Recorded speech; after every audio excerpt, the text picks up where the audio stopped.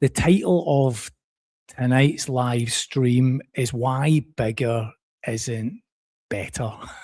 A lot of euphemisms could go into that title. Why bigger isn't better? Yvonne might disagree. Ha, the jokes, the jokes. Right.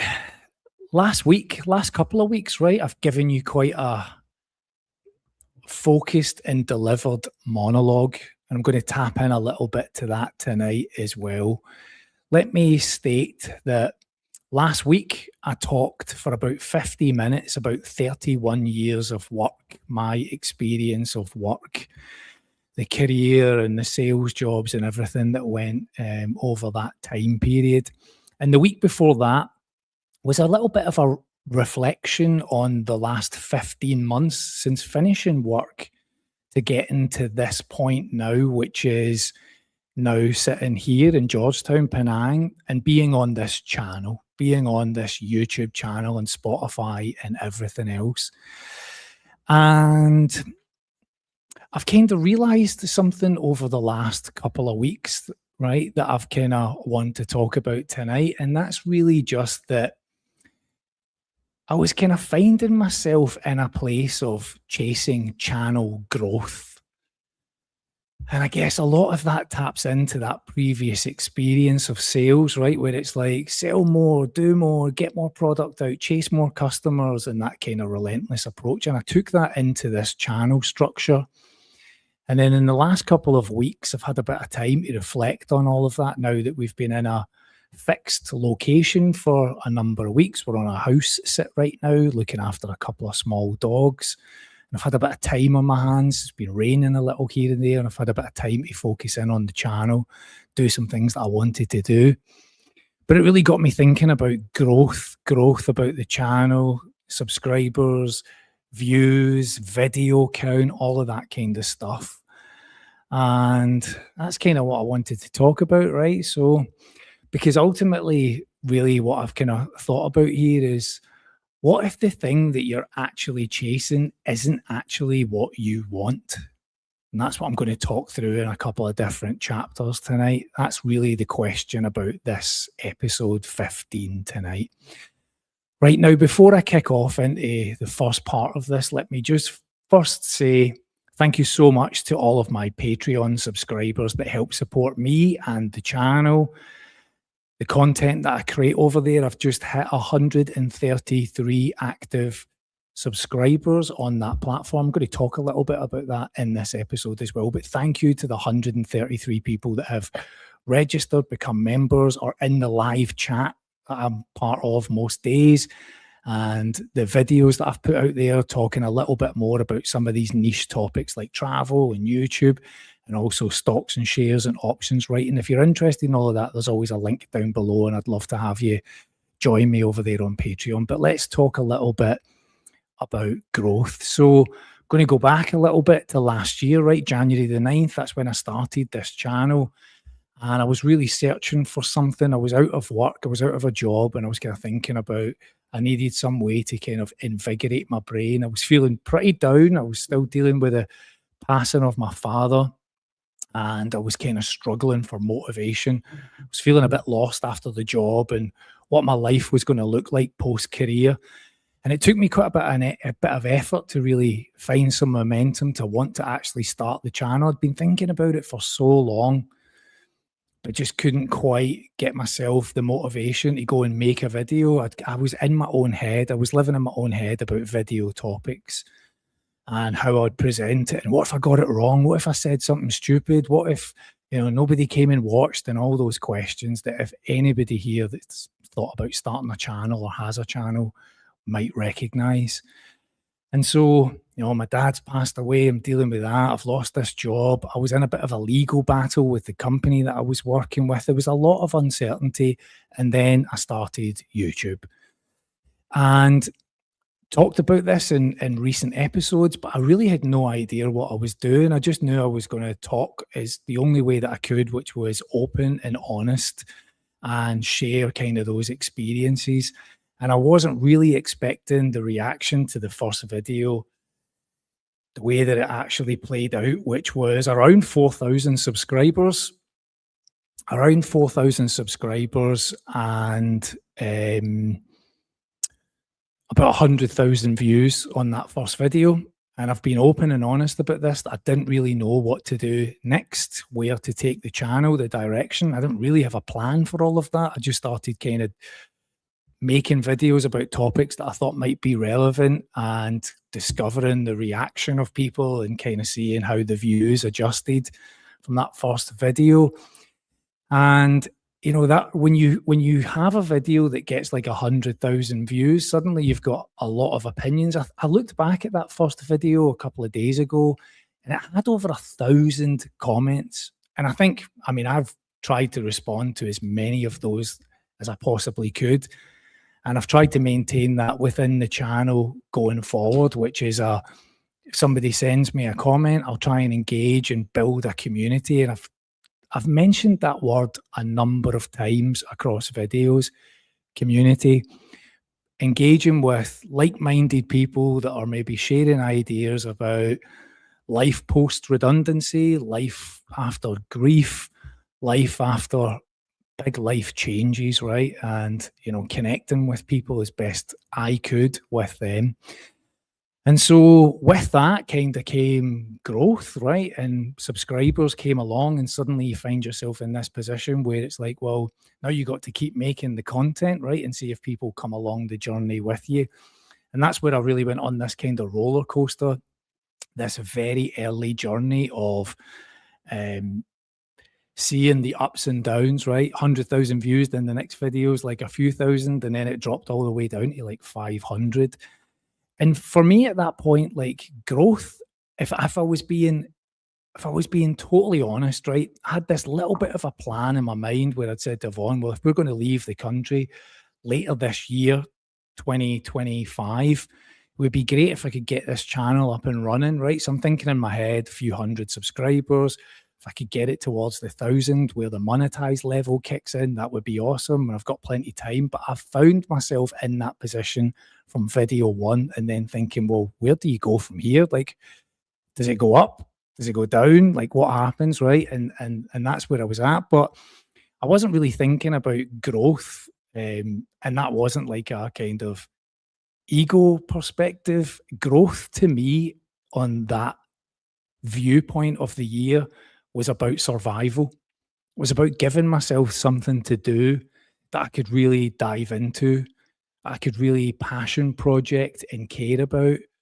And also, if I could earn from it, if I could build a way to give myself some kind of income that would help maintain or lengthen your runway of budget, that was the real goal behind it all. That was the kind of important distinction at the beginning. It wasn't about ego. It was absolutely about survival, right? So that was the kind of setting of all of this. That was the kind of intro to this channel starting. So you have this explosive phase at the beginning, right? Big numbers come in, and look, I have no idea where all that came from. I've mentioned before that if there was anything that my dad gave me out of all of that, might just have been a little bit of a grease in the wheels, a little bit of a touch of luck, and some kind of way to get going with all of that. Motivation, momentum, that came from that first video. And then as I started to dive into other topics, I didn't really know what to talk about. And I was finding myself covering a little bit of political topics. I made a couple of videos about Keir Starmer at one point and my views on how the country was going. I made videos on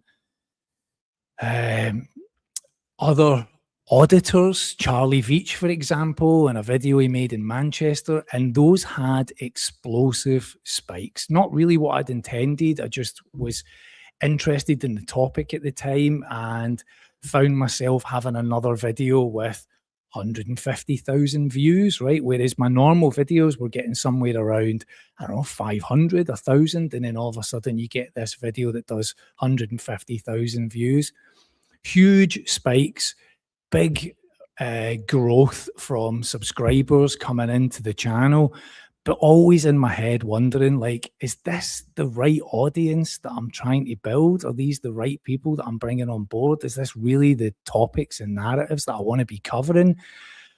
Not really being sure, constantly questioning in my own mind and the thoughts and feelings that came with that, and also seeing the reactions, right? There were periods of time where some of the comments that would be coming back from people when you're talking about, hey, my wife and I are going to leave the country, we've kind of had enough. And no matter how many reasons you could put into that, there were always going to be people that didn't agree with that approach and would let you know, would tell you that. Right now, I often read comments from people that will say, oh, ignore the trolls, ignore the haters, right? But I would stand by this point. The only way to truly ignore comments that might have a negative tinge would be to never read any comments, because your brain, it's impossible for you to go through 10 nice things, see one negative and be like, there's not a creator on the planet, there's not a YouTuber on the platform that would honestly tell you, I don't pay any attention to that, unless they 100% just don't read the comments. If you glance at it, you're going to see something that you don't like, and your brain is going to focus on all of that. And when you're tapping in to some of these topics, right, when they're political, you're going to get that exact point, that juxtaposition of how people view that particular topic. So, with all of this comes this kind of mixed feeling, because YouTube is set up in a really fascinating way. Now, I've showed the back end of the platform before. I've shown it on screen. I've shared images, right? When you log in as a YouTube creator, your latest video has a scoring on the front of the dashboard. It shows you an image like the thumbnail, and then it tells you cleverly a score out of 1 out of 10, 2 out of 10, 10 out of 10, right? And the way that that scoring works is that it's comparing your latest video's performance to the last other 10 videos that you've got on there, right? So 1 out of 10 would be the very best performance. That means that that current video that you've posted is surpassing your previous videos. The dopamine hit that you get from that, right? I mean, YouTube know what they're doing. They know the structure of this, right? So you're making a video, and I make videos almost every day, and I'll post, and then I'll open the app to see, well, what's going on? How's the performance? Has this video brought in new subscribers? What's the watch time on this video? How many views has it got? How many comments, right? These are all metrics that YouTube's using to gauge that 1 out of 10, 5 out of 10, 10 out of 10. And they know what they're doing, right, to generate that dopamine hit. And I'm an ex-salesperson, right? So I'm the kind of person that's looking at data all the time. How many of that product have we sold? How much money is that brought in? And now I'm getting this on a daily basis. And at this point, it's entirely new to me. So you're getting this excitement. And attached to all of that is also revenue, right? There's a monetary benefit at this point when you've gone through this two-gate structure. Get 1,000 subscribers, have 4,000 watch hours, and suddenly you can become a monetized partner on YouTube. And I was fortunate enough to do that on the first video. Do you know only about 4% of content creators on YouTube are monetized? 4% have monetization to go through those metrics. Most other channels never get anywhere close to it. So I was immensely grateful to do that on video 1 and steer me in the right direction.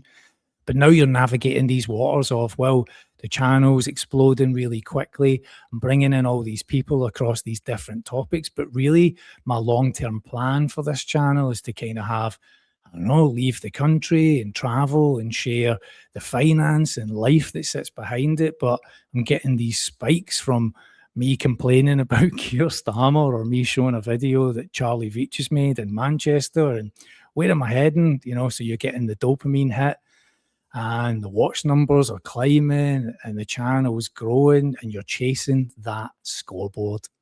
The scoreboard that's on the YouTube utility app. I'll tell you what I'll do. I'll just quick, for those that are watching right now, I'll sign in right now and I'll show you it, right? There it is. There it is on the screen. And there, let me show you an amazing metric. In the last 28 days, I've lost 23 subscribers. Not gained, not grown, declined. And that's part of the topic that I'm going to cover here, right? But this is what you're looking for. My latest video today, you can see it here. So for those listening, it says 8 out of 10. So in a performance-wise, that's, bottom half of middle of the road. So it's not explosive, but it's doing its job. It's doing exactly its job. But you're looking for the one that says 1 out of 10. That's the big fire in your brain. So what comes next, right? Well, then there's the hidden cost of the growth, right? Then there's the hidden cost that sits behind all of this. You cover some of these topics, and every now and then, maybe you get one that kind of breaks out of your current threshold. Right now, most of my videos, if you go and have a look at my actual YouTube page and you scroll through my videos, you would see right now that most of them get somewhere around 2,000 to 4,000 views. It's pretty much standard, right? It's a bit of a kind of theme there, that's how many viewers I'm reaching out to, and that's the community that I've got going. But if I go to my chart and I have a look at what that looks like over the last, let's say, since the beginning of time, right? Let me pull up the chart that says, what does this look like from the beginning of time? So that would be views. So I can go into my app here and I can show you, right? So look at that. Look at those spikes right now. Again, for people listening, there's probably 10 massive spikes there. So that means I've hit 10 viral videos across 350 videos in my portfolio.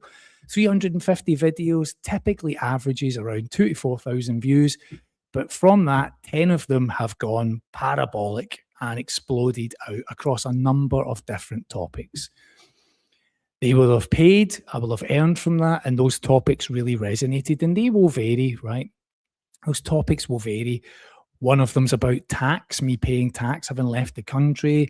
Another's about council tax versus cost of living. And then some of those other topics are a little bit more controversial. Let's say, for example, my complaint about Keir Starmer and my Charlie Veitch video. Now, I also use Instagram. Started it at the beginning of this year, and I started posting some posts on there. Initially, it was just pictures. Didn't really know what to do with it. I'm not really big on Instagram. Don't really kind of get it at times. But I started making short reels, right, which is like a YouTube short, only on Instagram. It's called a reel, sort of like a minute's worth of video. And I made one talking about the cost of living in an apartment in Kuala Lumpur versus my council tax in Northampton, and comparing the two of them being almost similar. That the council tax in Northampton was £280, and the month's rent for the apartment in Kuala Lumpur was £290, £10 of a difference. And that was it. That's all the video topic was about. I made it and I posted it, and that was it. And within a few days, that video started to really garner a lot of attention. Now, without going and having a look at it now, right, it's a couple of months old now, it's had somewhere in the region of 1.5 million views. Now, Instagram doesn't pay any money, so I don't earn anything out of that. What I got from it was about 4,000 or 5,000 subscribers to my Instagram channel, and people asking questions, and probably a natural flow through to some people coming through to YouTube to check out my longer form videos. Some, not a lot, because it doesn't really work that way, that pipeline. It's not as big as you might think in your head, right? You think, oh, 1.5 million views, you must have gained tens of thousands. Nah, not really. People just watch those shorts and then move on. However, one area that did grow from that video was the comments, right? The comments were fairly explosive on that video. And this is where I really started to look at this growth phase and really consciously think about it, because 1.5 million views, right? Here's the easiest way to equate this. Most of my viewers on this channel are from the UK. Wembley Stadium holds 98,000 fans. So if you've been to a concert, right, if you've been to see Taylor Swift or Coldplay or Metallica or somebody at Wembley Stadium, you will have seen that stadium, or a football game. You've been to an England game, right? You will have seen that stadium probably at capacity. Now, imagine this: 15 Wembley stadiums looked at my council tax video, and of those 15 stadiums, one full stadium was full of people who were not in agreement with your commentary. One stadium out of that was like, F you, you're this, you're that, you've left the country, what a shitbag, you're a traitor, and all the way through to some of the most heinous comments I've ever had said to me, things that I couldn't even repeat here on the channel, things that would be deemed as, I mean, prosecutable, right? I had some comments that were so far over the line from like troll accounts, would send them to me, and I would open that up and be like, oh my God, you know, just unbelievable. And it was at that point I was like, wow, this is what it's like when you're dealing with that level of scale. Right now, think about big content creators that make, you know, a Mr. Beast that makes a video 100 million views, right? Think how mixed those comments will be. You'll have his absolute fans. You'll have the people that are in the middle that are just watching for a bit of entertainment, and then you'll have the people that absolutely can't stand them. And that's the case for every content creator. And that, for me, that video at 1.5 million views was a little insight into that.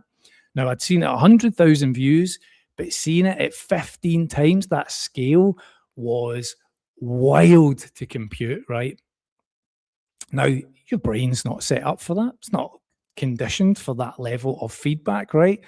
You know, I've gone from being a dude working in a sales job to then making some videos, walking down my canal path, to 15 Wembley stadiums and one stadium that hates you. The personal attacks, all of that, right? So that was the emotional reality of virality, right? That's the part that landed with me. So what comes next, right? Well, look at where YouTube is at right now, right? This year, I've looked at my statistics, I've looked at my numbers, and I've just showed you on screen. For the last 28 days, my channel has shrunk by 23 people. Now, I can actually go into YouTube on that same app on a desktop, on a laptop, and you can use an AI program that's built in to YouTube, to the platform, and you can ask it questions. How many viewers did my last video bring in? Where did people come from? How long did they stay, right? And one of the questions that I've asked it, right, is how many subscribers have I lost since the original creation of the channel, right? So since January of 2025, how many subscribers have I lost across that time period? Because when you look at the chart, right, the chart's typically, you know, a new channel, it's in growth. And often within the metrics, you'll see plus 500, plus 1,000, plus 50, plus 10, right? But you don't see the people that necessarily drop off, because often it's equated with just a bit of growth in there. See, when I asked the AI that question, the answer that came back was staggering to me, because I had no visibility of this previously. So from the channel starting in January 9th, 2025 until now, I'm currently let me go back to my main screen and I will show you, right? So on screen right now, you'll see this. 21,273 subscribers. Do you know how many subscribers have left in that time period? Over 6,000. 6,000 people subscribed, and then decided to leave. And that's just a natural fluctuation of, not easy for me to say it, 11 o'clock at night, fluxation of the channel. 6,000 plus people have left whilst people have been joining, and you generally see a positive. Right now, I'm currently seeing a negative. More people are leaving than are joining. And here's what you'll never know out of all of that. You'll never know why people left. You'll never know if it was a specific video. You can see on each individual video if you've got followers or people have left, but you'll never know the real reason. You'll never know if they were a real person. You'll never know if it's a change in content, if it's you, if it's something you said, if they're just doing a cleanup of their subscriber list. I do that all the time. Right? I go in and I'm not watching that channel anymore, not watching that channel anymore. And that person will never know. People think that YouTube is full of trolls. It's full of bots. It's full of, I'll sometimes post a video and below it, it'll start getting all these like crypto chats, right? Where it's like, hey, I'm buying this crypto. I'm buying it too. They're all bots, right? None of those people exist. That's all just fake chat. You've got to go in and delete them all. Now, here's where YouTube is at. YouTube has had an explosion of AI channels. And as part of a compliance with the US government, they're having to demonstrate that they can use AI to clean up AI on the platform. That's been happening for the last number of months. Many large, prominent channels have talked about the decline of their viewership, their monetization, and also the number of subscribers that they've got, right? Mr. Beast has just recently commented that he's gone from 100 million views to 50 million views. So, that you can find that there are bot farms, there are viewer farms. This happens all the time on many different channels, and it's widely covered. So people like, I watch big channels like Marquise Brownlee, right, who talks about technology products, or Unbox Theory, and they've all talked about a decline in numbers. So I'm just I'm setting a scene here, right? All of this is, of course, part and parcel of creating content, but also it's good for context. Many channels are being demonetized for using AI. Channels that don't actually have a real person attached to it, where it's got an AI voice, it's got AI images, those are actively being demonetized, on some occasions being completely removed from the platform. Over the last 2 months, YouTube has deleted somewhere in the region of 2 million channels from the platform, from just businesses setting up accounts and literally firing out using Claude AI to create the images, using 11 Labs for the voice activation, and literally making hundreds of videos a day to pump out onto the platform. And YouTube is trying to counter all of this. So channels are all experiencing different levels of growth at this point. Now, here's a small tip for you, right? If you're ever interested in seeing what a content creator makes in terms of ad revenue on their YouTube channel, I've tended to share mine every single month just as a straight up, here's what I earn. But if you ever wanted to stress test that, if you ever wanted to sense test it, right, there's a platform, a website called Social Blade.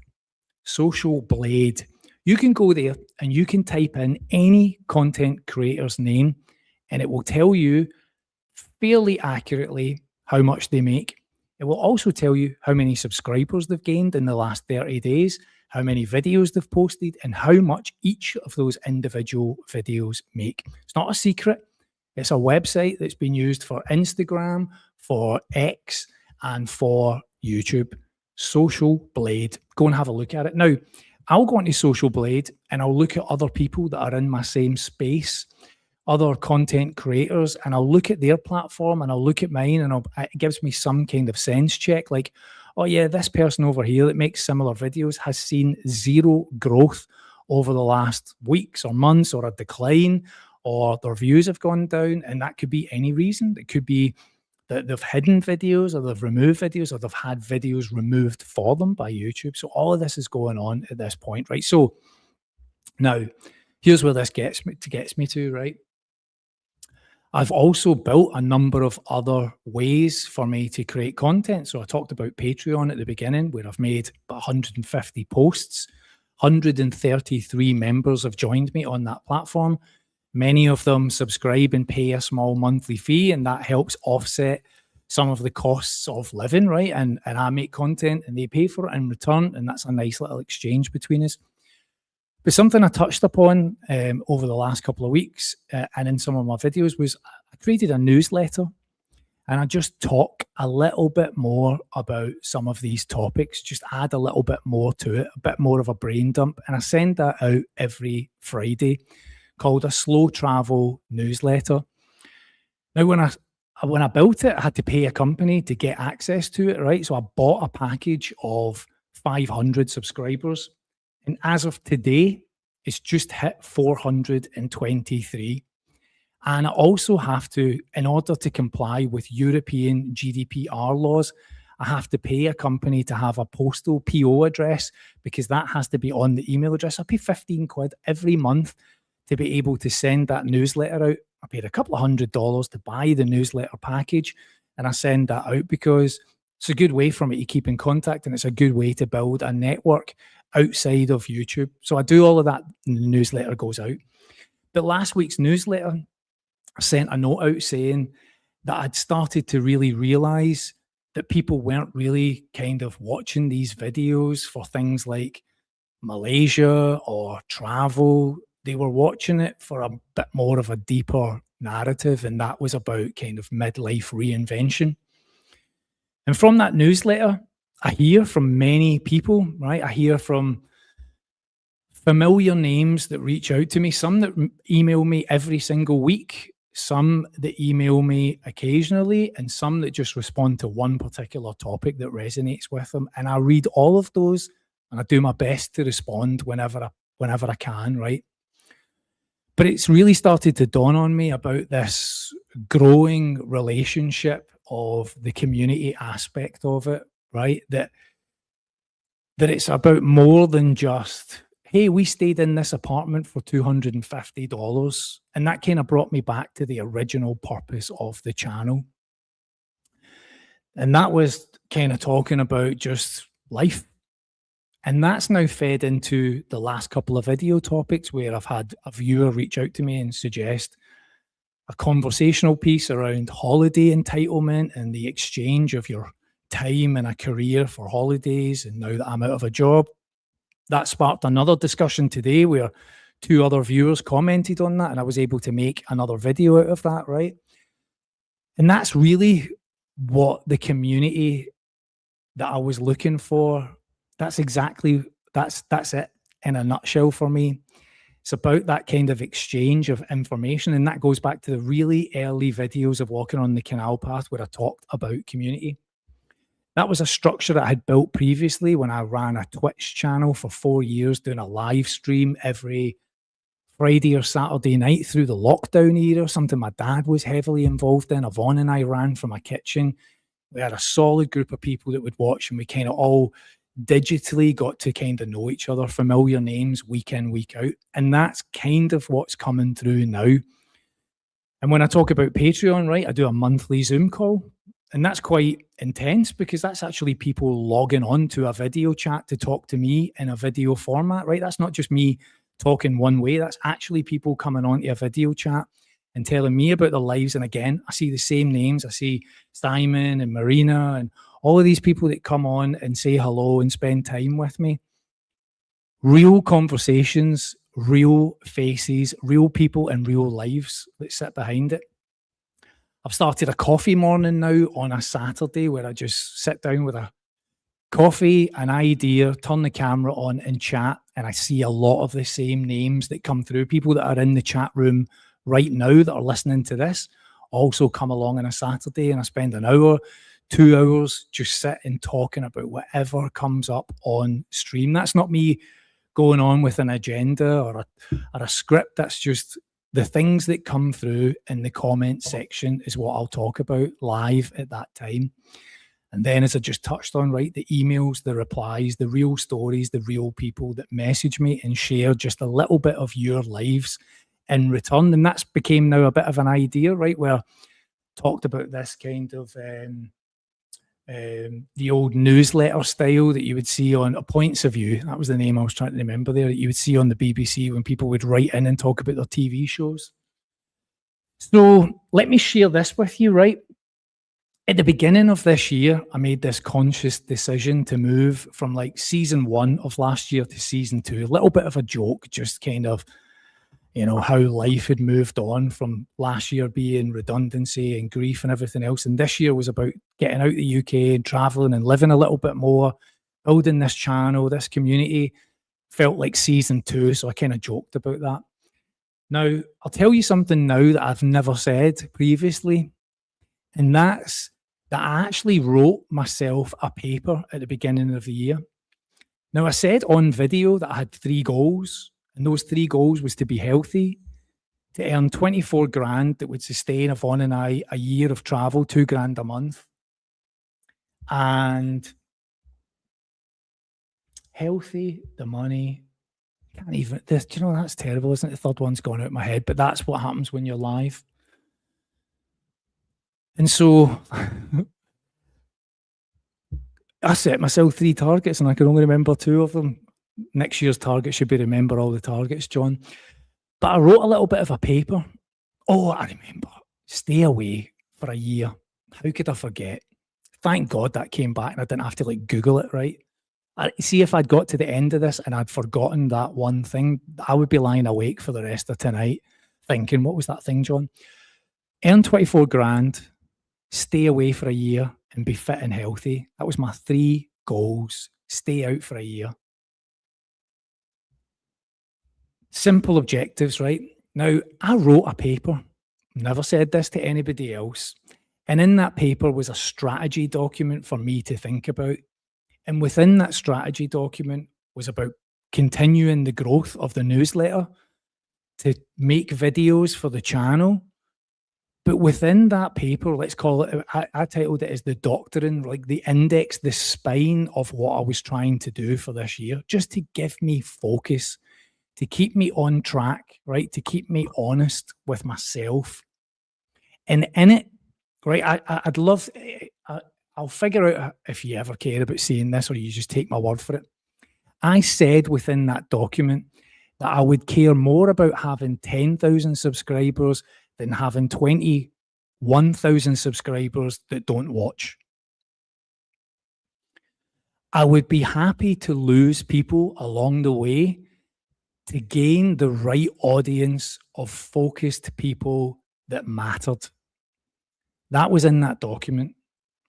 And as I sit here now, right, and I'm comfortable to show you that my number is going down because I'm losing people over these topics because it no longer resonates, it no longer meets the requirements. I'm not delivering enough on one subject, I'm not covering enough of that, and people are going and bots are being deleted and accounts are being taken out and people are tidying up their subscription list and everything else.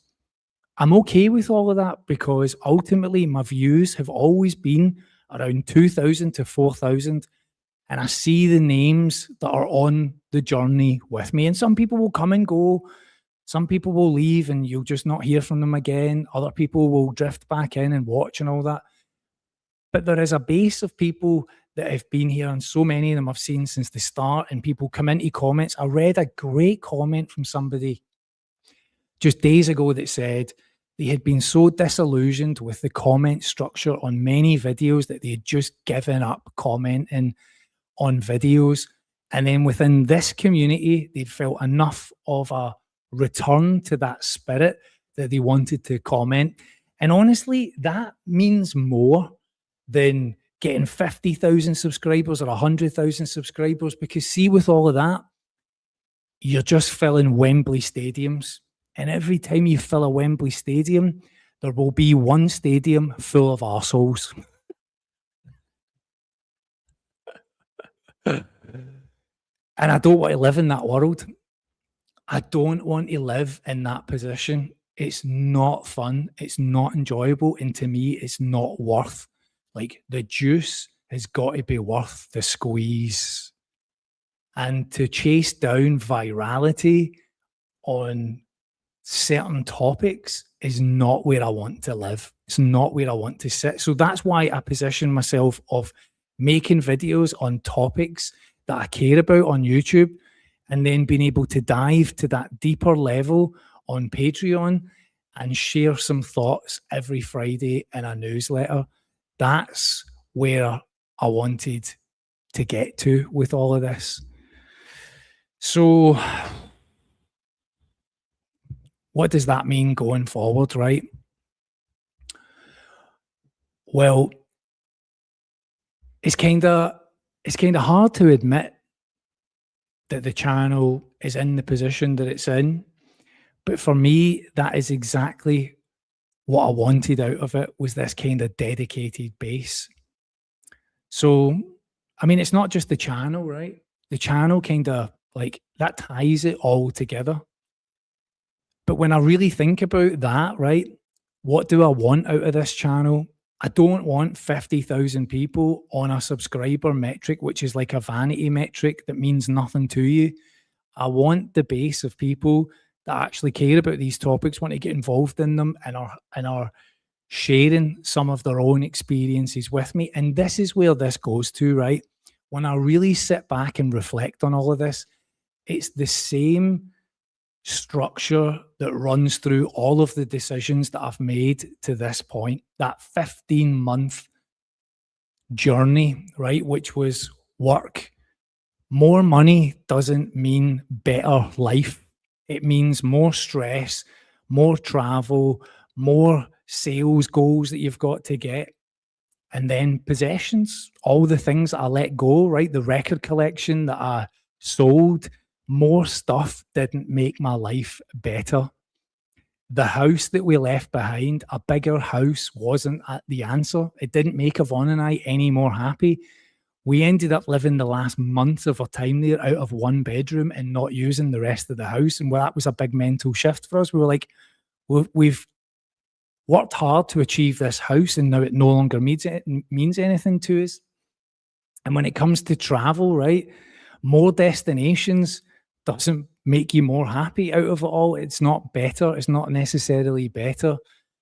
And when it comes to YouTube, right, more subscribers aren't necessarily better for you, right? The same lesson just keeps showing up in all of those decisions that I've gone through over those last months. It's been such a mind shift to go through, right? Just such a different position to live in. So where does that get us to now, right? So let me round this up for you. The channel has 21,273 subscribers. I am just about to approach, in the next couple of weeks, slower than I would have been doing previously, but I'll show you this. Let me see if I can load it quickly. The channel is just about to hit 3 million views. The newsletter that I send out on a Friday is at 423 subscribers as of this morning. It's capped at 500. Can't add any more beyond that. The Saturday coffee morning brought in over 1,000 listeners at the weekend. Over 70 people joined live. Blew my mind. The podcast has just had 300 plus downloads. But more importantly than all of that, the community that I really wanted out of all of this is running firmly through all of it. And that's what I'm really appreciative of. So a year ago, I probably would have said, how do I make all this bigger? And today I look at it all and I just think, how do I protect this? That's it. Just how do I protect all of this? And it's not growth. It's not YouTube. It's not subscribers. It's really just kind of reaching a point in life where I stopped asking myself, how do I get more? How do I get more out of all of this? And I started asking myself, how do I keep what matters? And that brings to an end this week's episode 15 of Second Wind and this live stream. Be back with videos for the rest of this week. Thanks to everybody that's watched the last couple of videos and commented. And I will be back on Saturday afternoon, 10 a.m. in the UK, afternoon here in Georgetown. I'll have a coffee and you can ask me any questions you want. And I'll see you then. Thanks everybody for watching. Have a great rest of your day, evening, week.